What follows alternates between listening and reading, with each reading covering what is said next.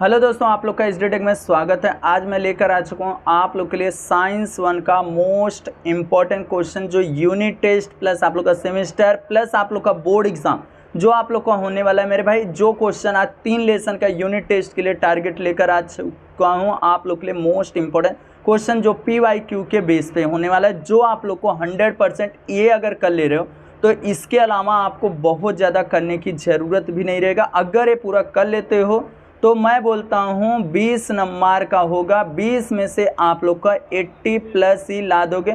मेरे भाई, पहले से आप लोग को बता के रख रहा हूँ, जितना क्वेश्चन बताऊँगा उतना अगर करके जाओगे तो। और बोर्ड एग्जाम में भी इसी के रिलेटेड क्वेश्चन आएगा, इसके अलावा कुछ भी आने वाला नहीं। इसके लिए बोल रहा हूँ, जो बता रहा हूँ उसको ध्यान से सुनना, एक भी पॉइंट मिस मत करना। सबसे पहले यहाँ पे देखोगे ग्रेविटेशन जो चैप्टर है, और दूसरा पीरियोडिक क्लासिफिकेशन ऑफ एलिमेंट्स, और तीसरा chemical reaction and equation. A chapter है, 3 चैप्टर मोस्ट इंपॉर्टेंट क्वेश्चन चल रहा हूँ बताने। फटाफट जितना हो सकता है वीडियो को शेयर कर दो, और चैनल पे फर्स्ट टाइम चैनल को फटाफट सब्सक्राइब कर लेना। और आप लोग के लिए मोस्ट इंपॉर्टेंट क्वेश्चन का जो सीरीज़ है मेरे भाई, वो चालू हो चुका है। साइंस 2 का कल के डेट में वीडियो आया था, उसको अगर नहीं देखे हो तो इसी वीडियो के डिस्क्रिप्शन बॉक्स में लिंक है, उससे जाके देख लेना। आप लोग का पूरा साइंस 2 का भी क्या हो जाएगा, क्लियर हो जाएगा। बस उतना ही आप लोग को फर्स्ट यूनिट टेस्ट के लिए पढ़ना रहेगा। अब पहले चैप्टर से क्या करना है, ग्रेविटेशन। इसमें से सबसे पहले मैं एक ही चीज़ बोलूँगा, सर आइजैक न्यूटन। ये छोटा से एक ना फिलिंग द ब्लैंक से याद कर लेना। यहाँ से ग्रेविटेशन को रिसर्च कौन किया था, डिस्कवर, देखो यहाँ पर है सर आइजैक न्यूटन। और उसके बाद यहाँ पर आता है फोर्स किसके लिए नेसेसरी। देखो, फोर्स इसके लिए नेसेसरी होता है स्पीड और डायरेक्शन चेंज करने के लिए हम लोग किसका यूज़ करते हैं, फोर्स का यूज़ करते हैं, बस। अब उसके बाद यहाँ पर आता है सर आइजैक न्यूटन के बारे में।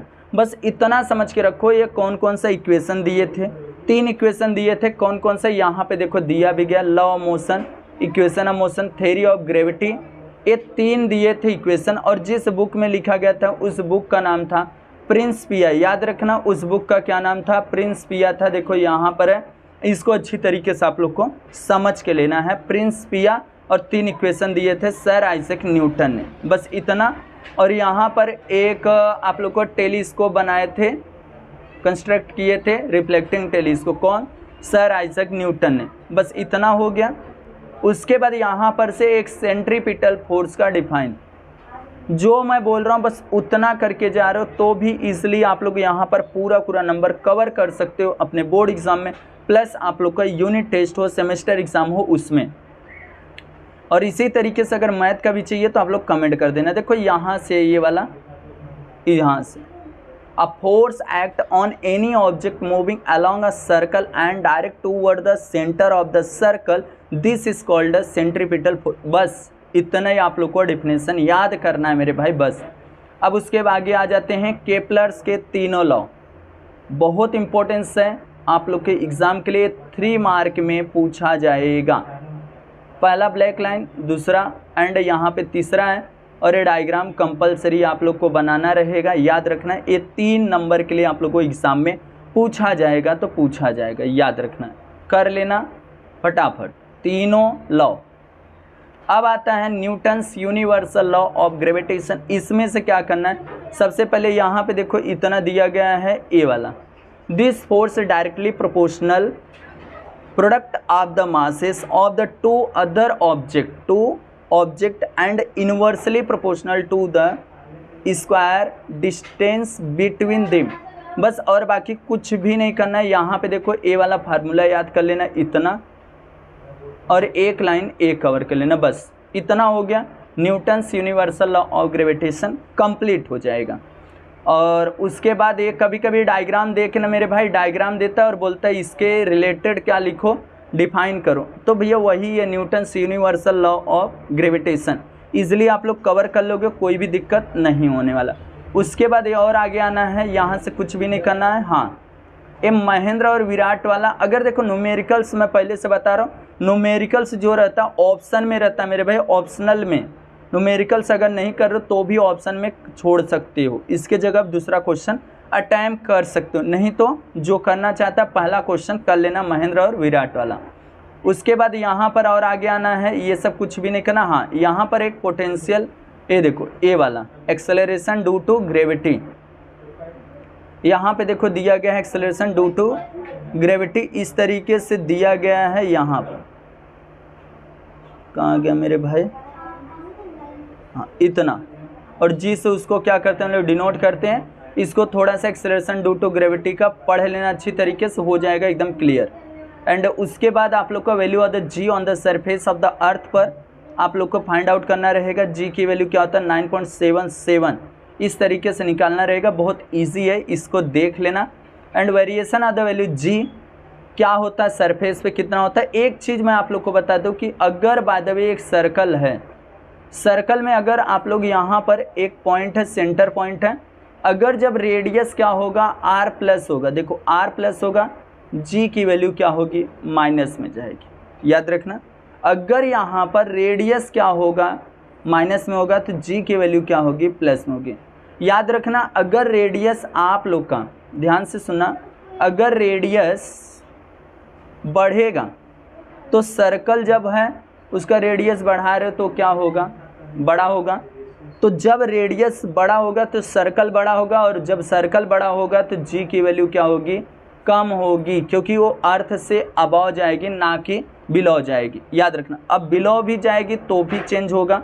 यहाँ पे देखो सब कुछ दिया गया है, हाइट पे कितना है और धीरे धीरे डिक्रीज होगा, लोएस्ट पे कितना है, इक्वेटर पे कितना है, पोल पे इतना है 9.832 मीटर पर सेकेंड। और जो मेरा यहाँ पर देखो दिया गया, एक लाइन कवर किया गया है, क्या चीज़, हाँ देखो लोएस्ट पे कितना दिया गया है 9.78, बस इक्वेटर पर। ये आप लोग को समझ के तीनों रख लेना। एंड जो चेंज ऑफ द हाइट है उस पर क्या होगा, एंड उसके बाद ये थोड़ा सा बॉक्सेस अगर देख लिए तो इजीली कवर हो जाएगा, और डेप्थ में जाएगा तब क्या होगा। अब यहाँ पर मास और वेट का डिफरेंट बिटवीन बहुत इंपॉर्टेंस है आप लोग के एग्जाम के लिए। मास और वेट बहुत इंपॉर्टेंस है, पहले से बता के रख रहा हूँ, बहुत बहुत बहुत इंपॉर्टेंस है, ईजिली हो जाएगा। कर लेना, सिर्फ कितना पॉइंट, 2-2 3-3 पॉइंट कर लोगे तो भी हो जाएगा। एंड उसके बाद आप लोग को फ्री फॉल का डिफिनेशन याद करना है। देखो यहाँ पर वी नेवर एन ऑब्जेक्ट से और 2 लाइन याद कर सकते हो, जिसे अगर शॉर्ट नोट में आता है तो भी एक्सप्लेन कर सकते हो, तो इसको कर लेना। एंड उसके बाद आप लोग को यहाँ पर आ जाओगे तो यहाँ पर 2 एग्जाम्पल दिया है जो बहुत इंपॉर्टेंस है, ये रिपीटेड है। और इसी वीडियो के डिस्क्रिप्शन बॉक्स में एक लिंक दे दूंगा जो न्यूमेरिकल्स का सेपरेट बना हूँ। 2019 से लेकर 2024 के बीच में जितना न्यूमेरिकल्स पूछा गया सब उसमें, फटाफट उसको जाके देख लेना। एंड उसके बाद और आगे आ जाते हैं हम लोग, देखो और आगे आ जाते हैं हम लोग। यहाँ से पोटेंशियल एनर्जी देखो दिया गया, छोटा छोटा, बहुत बड़ा बड़ा की बात नहीं करो, छोटा छोटा जो दिया गया वही याद करना। पोटेंशियल एनर्जी हो गया। एंड उसके बाद आप लोग को इसके वेलोसिटी जो है उसको करना है। इसके वेलोसिटी यहाँ पर है, देखो ये यहाँ पर अच्छी तरीके से याद कर लेना, बहुत इंपॉर्टेंस होने वाला ये चीज़। एंड उसके बाद और आगे आ जाते हैं, यहाँ से कुछ भी नहीं करना है। हाँ देखो ये सब तो आप लोग का पूरा क्लियर हो गया मेरे भाई, एक भी नहीं क्वेश्चन पहला कर लेना और एक क्वेश्चन यहाँ से ए वाला कर लेना, बस हो गया आप लोग का पूरा पूरा क्लियर। और यहाँ पर कुछ भी नहीं, अगर न्यूमेरिकल्स देखना रहेगा तो वीडियो के डिस्क्रिप्शन बॉक्स में लिंक है, वहाँ से देख लेना, वो सब ही रिपीटेड है, उसके अलावा कुछ भी नहीं आने वाला आप लोग के एग्ज़ाम में। अब आता है पीरियोडिक क्लासिफिकेशन ऑफ एलिमेंट्स। इसमें से क्या करना है, देखो सबसे पहले तो मैं बोलूँगा डोब्राइनर का ट्राइड्स जो दिया गया, ए वाला शॉर्ट नोट याद करना, शॉर्ट नोट एक लाइन ए कवर कर लेना बस, डोब्राइनर के ट्राइड्स। एंड उसके बाद आप लोग को न्यूलैंड ऑक्टेव, इसमें से भैया डिफिनेशन डिफाइन करने के लिए पूछा जाएगा, तो न्यूलैंड ऑक्टेव हो गया। उसके बाद मेंडलीव पीरियोडिक टेबल हो गया, ये चीज़ करना रहेगा। एंड उसके बाद और आगे आ जाते हैं, यहाँ पर एक लाइन है देखो, एक मिनट,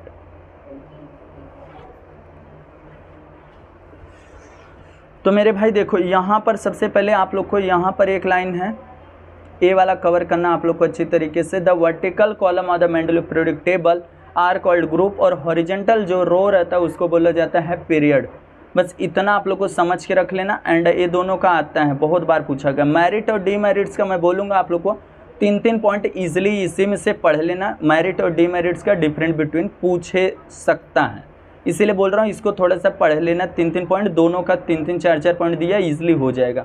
उसके मॉडर्न पीरियडिक लॉ आप लोग को याद करना रहेगा अच्छी तरीके से, जो लॉ है वो सब याद करना और एक लाइन ए कवर कर लेना, बहुत इंपॉर्टेंस है। एंड ए वाला कुछ भी नहीं करना है मॉडर्न। यहाँ से स्ट्रक्चर देखो, यहाँ से मैं अगर बता दे रहा हूँ तो अंदर एक्सरसाइज से भी ज़्यादा ज़रूरत नहीं है करने के लिए, ये हो जाएगा। वेरी वेरी वेरी आईएमपी में दे रहा हूँ, याद रखना है ए वाला क्वेश्चन। अब उसके बाद यहाँ से इस तरीके से आना है, यहाँ से कुछ भी नहीं कुछ भी नहीं कुछ भी नहीं कुछ भी नहीं। हाँ, वैलेंसी का डिफाइन करने के लिए पूछा जाएगा। एंड उसके बाद एटॉमिक साइज का पूछा जाएगा। जो बता रहा हूँ वो मोस्ट रिपीटेड है मेरे भाई, जो बार बार क्वेश्चन आया हुआ है। अब यहाँ से मेटालिक और नॉन मेटालिक जो कैरेक्टर्स के बारे में दिया है वो साइंटिफिक रीजन में है। ए वाला डायग्राम बेस्ड क्वेश्चन आ सकता है, एक्सप्लेन करने के लिए आ सकता है, इसके लिए बोल रहा हूँ, इसको करके रख लेना। एंड उसके बाद आप लोग को होमोलैंग्वेज सीरीज जो है हेलोजन फैमिली इसको पढ़ लेना। एंड उसके बाद हाँ, एक्सरसाइज इसका पूरा करना है मेरे भाई, एक्सरसाइज पूरा करना है तो करना है। ए वाला वेरी वेरी आईएमपी में बता रहा हूँ, तो आएगा तो 3 मार्क के लिए कहीं ना कहीं आप लोग को दिखेगा। अगर दिखेगा तो आप लोग कमेंट आके कर देना भैया दिखा था जो आप बताए थे। देखो इसमें स्ट्रक्चर मॉडर्न, बस ये 2 क्वेश्चन। साइंटिफिक रीज़न एक लिख के ले लो, एक साइंटिफिक रीज़न आएगा तो आएगा, 100% लिख के देता हूँ, एक साइंटिफिक रीज़न इस चैप्टर से आएगा तो आएगा, याद रखना। एंड उसके बाद 8वां क्वेश्चन आप लोग को अच्छी तरीके से करना है। एंड उसके बाद 5वां वाला करना है, समझ गए। अब उसके बाद आ जाता है केमिकल रिएक्शन एंड इक्वेशन जो चैप्टर है उसका। अब इसमें क्या क्या करना है, सबसे पहले तो एक 3 मार्क के लिए ये पूछा जा सकता है, याद रखना। ये 3 नंबर के लिए कौन सा क्या फिजिकल चेंजेस है, कौन सा केमिकल आप लोग को क्लासीफाई करने के लिए पूछा जा सकता है, एक ही दिया रहेगा और उसमें क्या करना रहेगा आप लोग को लिखना रहेगा, याद रखना। अब उसके बाद यहाँ से आप लोग को जो भी बोल रहा हूँ उसको समझ के लेना। केमिकल इक्वेशन का अच्छी तरीके से क्या करना है, डेफिनेशन। देखो यहाँ पर डिफाइन किया गया, ये यहाँ पर देखो, कौन इतना बताएगा मेरे भाई, इसके लिए बोल रहा हूँ चैनल को अब भी सब्सक्राइब कर लो, याद रखना। एंड इसको राइटिंग अ केमिकल इक्वेशन अच्छी तरीके से एक बार पढ़ लेना। आता है आप लोग को एग्जाम में कभी कभी writing a chemical equation, how to writing a chemical equation, वो लिखने के लिए तो ईजिली आप लोग रिएक्टेंट किस साइड होता है, प्रोडक्ट किस साइड है, रिएक्टेंट साइड कितने होते हैं, प्रोडक्ट साइड कितने होते हैं, उससे एरो का साइन क्या इंडिकेट करता है और उसमें डेल्टा का साइन जो रहता है वो क्या करता है, एरो ऊपर जाता है तो क्या होता है, एरो नीचे आता है तो क्या होता है, वो सब यस क्या होता है, यल क्या होता है, जी क्या होता है, वो सब आप लोग को इसमें बस एक्सप्लेन करना है, बाकी कुछ भी नहीं करना है मेरे भाई। एंड उसके बाद आप लोग को आना है जो मोस्ट इंपॉर्टेंस है यहाँ पर, बैलेंसिंग अ केमिकल इक्वेशन। बैलेंस कब होगा, जब रिएक्टेंट साइड और प्रोडक्ट साइड दोनों साइड क्या होंगे, इक्वल नंबर साथ आइटम्स जो रहते हैं वो अगर इक्वल है तो बैलेंस इक्वेशन देखो यहाँ पे दिया गया है बस। और अनबैलेंस कब होंगे, रिएक्टेंट और प्रोडक्ट साइड अगर नहीं रहेंगे तब होंगे, ये चीज़ हो गया। एंड उसके बाद यहाँ से मेन स्टार्ट होता है types of the chemical reaction. Combination reaction क्या होता है देखो यहाँ पर है, और एक एक एग्जांपल सबका याद करना है। इसमें क्या होता है देखो, व्हेन 2 और more reactant combine in a reaction from a single product, मतलब जो रिएक्टेंट रहेगा 2 या 2 एलिमेंट से ज़्यादा रह सकता है, बाकी जो सिंगल प्रोडक्ट बनेगा उसी को कॉम्बिनेशन रिएक्शन बोलते हैं। और डिकम्पोजिशन सबका एक एक एग्जांपल मैं सब टिक लगा दे रहा हूँ, आप लोग फटाफट लर्न कर डालना। देखो इतना डिकम्पोजिशन रिएक्शन एक एग्जांपल। एंड यहाँ डिस्प्लेसमेंट रिएक्शन देखो इतना है मेरे भाई, बहुत इजी है, एक बार बस पढ़ लोगे हो जाएगा। और उसका एग्जांपल यहाँ पर, इसको देख ही लेना, ये ऐसे ही लिख दोगे तो भी चल। डबल डिस्प्लेसमेंट बस इतना, जो बता रहा हूँ उसको समझो। एंडोथर्मिक एक्सोथर्मिक, एंडो जिसमें देखो इसमें दिया गया सब कुछ दिया गया, कहीं बाहर से कुछ भी नहीं करना। देखो यहाँ पर ए वाला इतना करना है, देखो इसमें एक एग्जाम्पल ले लेना पहला। और इसमें क्या होता है, जब हम लोग कोई भी चीज़, ध्यान से सुनना, heat from outside observe during the some physical changes, जब हम लोग कोई फिजिकल चेंजेस करते हैं तब उसमें क्या होता है, ऑब्जर्व किया जाता है फ्रॉम आउटसाइड से अंदर। एंडोथर्मिक, एंडो मतलब क्या होता है अंदर, एंडोथर्मिक हम लोग बाहर से हीट को ऑब्जर्व करेंगे तब क्या होगा, यहाँ पर हमारा एंडोथर्मिक प्रोसेस होगा। और इसका example melting of ice, ice क्या था 0 डिग्री था, 0 से कम था, तो जस्ट हम लोग बाहर जब रख दिए तो उसने क्या हुआ, हीट ऑब्जर्व किया, हीट बाहर से ऑब्जर्व किया, तब वो क्या होने लगा, मेल्ट होने लगा, तो हो गया। और एक्सोथर्मिक जो होता है इसमें हीट क्या होता है, बाहर साइड जाता है।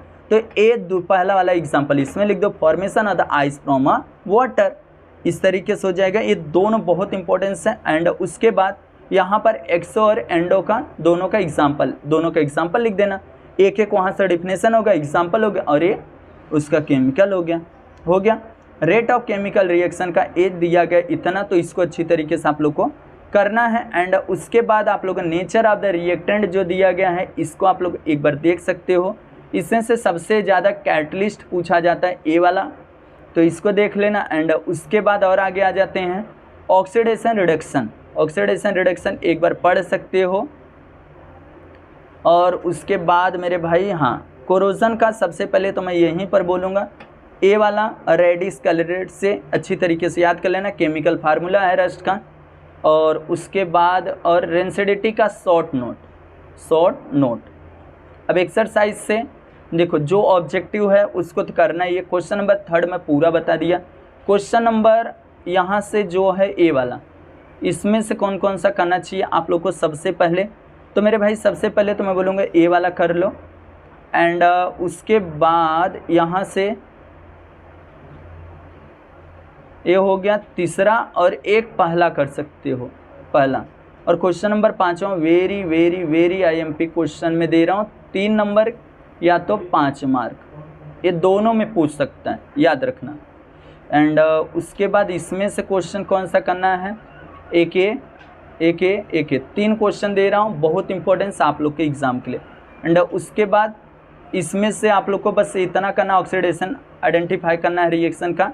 क्वेश्चन 6वां, क्वेश्चन नंबर 7वें का, बस इसमें से एक Ag वाला कर लो और एक कर लो H2SO4, H2 और O7, इसको कर सकते हो। एंड ए आइडेंटिफाई करना है एक्सोथर्मिक और एंडोथर्मिक, बस इतना आप लोग अच्छी तरीके से समझ लेना। और ये वाला क्वेश्चन हो गया मेरे भाई पूरा लेसन, 3 लेसन का। आप लोग को ये वीडियो कैसा लगा आप लोग कमेंट करना, और जितना हो सकता है वीडियो को शेयर कर देना। और इसी तरीके से आप लोग को मैथ 1 मैथ 2 का, और अगर लैंग्वेजेस का ग्रामर चाहिए तो आप लोग को फटाफट कमेंट कर देना, और देखूंगा जिससे ज़्यादा रिस्पांस मिला रहेगा वही चीज़ का वीडियो मैं लेकर आऊँगा आप लोग के लिए।